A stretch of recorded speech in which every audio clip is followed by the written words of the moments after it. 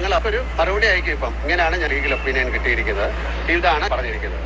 നടി ഹണി റോസിനെതിരെ ദ്വയാർത്ഥ പ്രയോഗം നടത്തിയതിന്റെ കേസിൽ അറസ്റ്റിലായ ബോബി ചെമ്മണ്ണൂരിന്റെ വാർത്തകളാണ് ഇപ്പോൾ സോഷ്യൽ മീഡിയയിൽ ഏറെ ചർച്ച ചെയ്യപ്പെടുന്നത്. എന്നാൽ ഇതുമായി ബന്ധപ്പെട്ട് രാഹുൽ ഈശ്വർ രംഗത്ത് വന്നിരുന്നു. മോൺസ്റ്റർ എന്ന സിനിമയിൽ മോഹൻലാൽ സമാനമായ ഒരു ദ്വയാർത്ഥ പ്രയോഗം ഹണി റോസിനോട് നടത്തുന്നുണ്ട്. ട്രിവാൻഡ്രം ലോഡ്ജ് എന്ന ചിത്രത്തിൽ ജയസൂര്യയും അങ്ങനെ ചെയ്യുന്നു എന്നാണ് രാഹുൽ ഈശ്വർ പറഞ്ഞിരിക്കുന്നത്. എന്നാൽ മോഹൻലാലിന്റെ ഭാഗത്തു നിന്നും ലഭിച്ച മറുപടി ഇങ്ങനെയാണ്: സിനിമയും ജീവിതവും രണ്ടും രണ്ടാണ് എന്ന തിരിച്ചറിവാണ് ആദ്യം വേണ്ടത്. ഒരു സിനിമയിൽ ഒരാൾ ദ്വയാർത്ഥം പ്രയോഗിച്ചിട്ടുണ്ടെങ്കിൽ അത് ആ കഥാപാത്രത്തോടാണ്, അല്ലാതെ അതിൽ അഭിനയിച്ചിരിക്കുന്ന വ്യക്തിയോടല്ല.